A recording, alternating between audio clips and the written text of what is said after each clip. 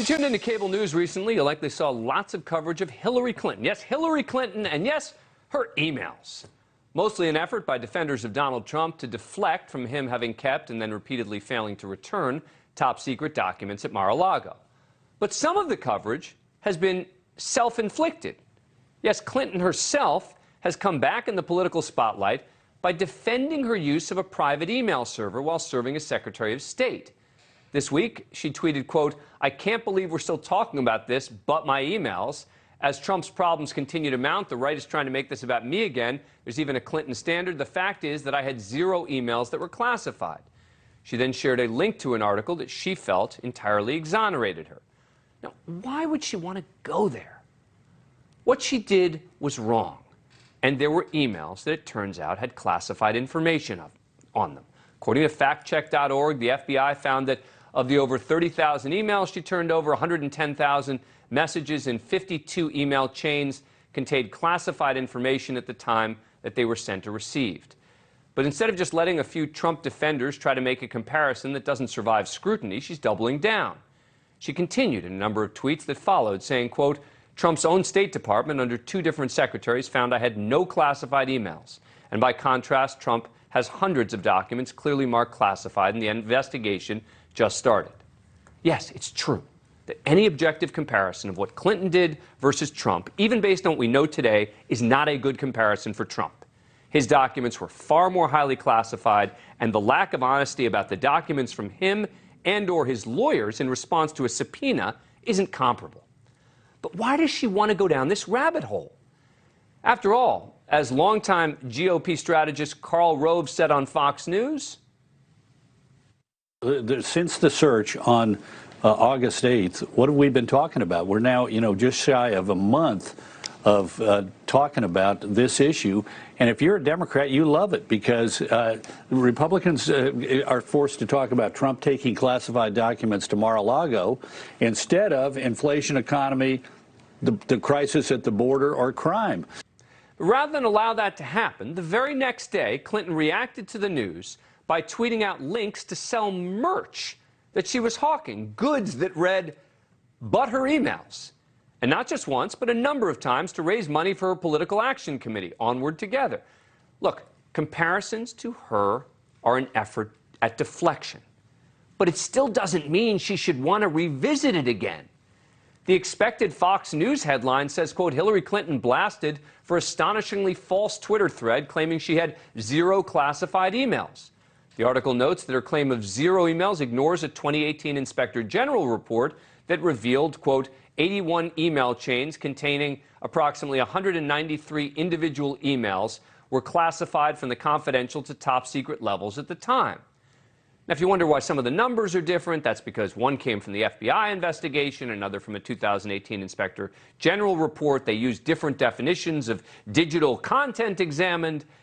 In an article that she shared via Twitter, she maintains that only 3 emails were technically classified, but that they were State Department call sheets, which the article defends as, quote, "barely even confidential, let alone secret." That does overlook that both the FBI and Inspector General found evidence that was not the case. But to be fair, they also found that the State Department's methods for dealing with classified information from other agencies during that time was remarkably unclear and sloppy, and that dozens of other State Department officials did the same thing when it came to exchanging emails. Now, it's worth noting that systems have long since been tightened, but let's be clear. What Hillary did, hosting emails containing classified information, sensitive information, whatever you want to call it, on a personal server, was totally irresponsible. Clearly at a different level than physically removing classified and top-secret documents to a basement storage room and desk at Mar-a-Lago. Most importantly, it also is very different than refusing to return them. Now, 2 State Department investigations under the Trump administration blamed Hillary for using a private server for official communications, but found, quote, "no persuasive evidence of systemic, deliberate mishandling of classified information." Okay. But why would she even want to re-enter the news cycle to bring up her own horrible judgment with handling this sort of information?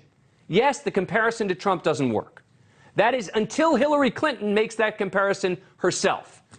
Then it becomes real news, not just partisan advocacy. Joining me now is Democratic strategist Quentin Giles. Quentin, thanks for coming on the show. Appreciate it. All right, what do you think I'm getting wrong here?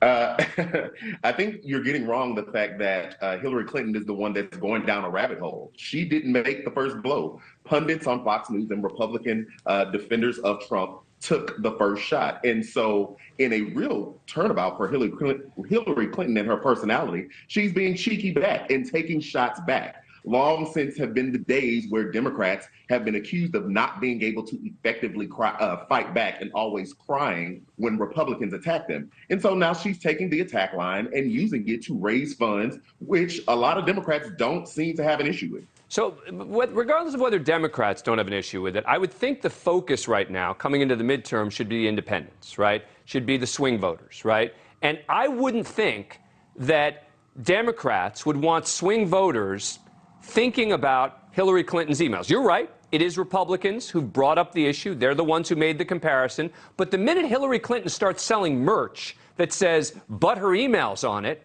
she's now raising the issue herself. And I think, I'm not saying it's going to be a make or break issue in the midterms, but if I'm a Democrat like you, I'm thinking to myself, I really wish she would not be getting involved, and I certainly wish she would not be selling that merch. Well, that's presuming that independents were going to vote for the Democrats in the midterm anyway. I think that Democrats are choosing to double down on the base that's continuing to show up for them. And keep in mind, Hillary Clinton is not the Democratic Party. She is one person, a powerful person, a headline person, but she's not the Democratic Party. And so it's not reflective of the entire party. But it does continue to show the comparison of how Republicans for years tried to drag Hillary Clinton's name through the mud when it came to the emails, which I would agree with you was a bad judgment call. But it is still showing the distinction between her and Trump and how they choose to or not choose to attack Trump for the dangerous mishandling of classified information. But she's not accepting any responsibility. I mean, if she wanted to come forward and say, I was wrong, I shouldn't have done this, but it's not remotely comparable, all right. I'd accept that. I'd say, you know what? She's responding to what they're saying. Instead, she's doing what she's owning it, right? Which, I get it. That's the way to duke it out. You own it. You send merch out that says butter emails. But you're sort of suggesting that the Democrats don't have to really care that much about independence. I got to tell you, in all these swing states, it's going to be the independents who are going to make or break the elections. Well, I'm not suggesting that they don't have to care about independence. I was making a comment based on your comment about Democrats solely focusing on independence for the midterms. And to that, I say that would we would have to operate under the premise that independents were going to vote for Democrats if we're only looking at it in that totality. I think Democrats should be even trying to reach across the aisle and get those Republicans who feel like some Republicans on MSNBC say they're the Motel 6 Republicans wanting to go back to where the party once was. But I do think that Hillary Clinton in this moment is just being cheeky back with the Republican Party, who has long since been very dangerous in their rhetoric, selling merch, wanting to defund the FBI when there's no credible allegation to do so. And so this is her shot back. So you support it? I'm saying, why not? All right. Quentin Giles, good conversation. Thanks for coming on the program. Appreciate it. Coming up, thank you for watching. Go to newsnationnow.com to find News Nation on your cable provider. And don't forget to click the red subscribe button below to get more of News Nation's fact-driven, unbiased coverage.